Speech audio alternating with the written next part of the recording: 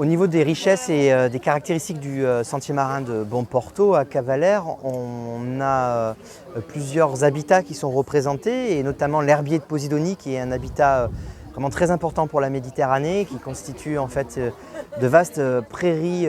d'herbier de Posidonie. C'est une espèce qui est protégée et qui est l'équivalent de la forêt sous la mer, avec plein d'espèces qui viennent s'y reproduire, s'y cacher, y profiter. Alors c'est aussi, comme la forêt terrestre, une source d'oxygène, donc pour le coup dans le milieu marin. Et on va retrouver sur cet herbier de Posidonie des poissons comme des saupes, qui sont les principaux poissons herbivores de Méditerranée, qui forment des gros bancs, qui sont rayés horizontalement avec des fines rayures vertes et jaunes. Puis également les fameuses girelles,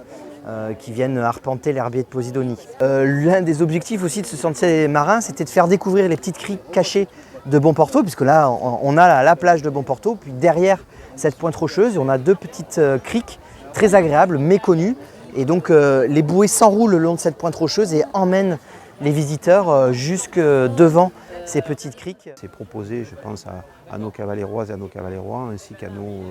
estivants, de venir découvrir nos fonds, nos herbiers de Posidonie, l'effet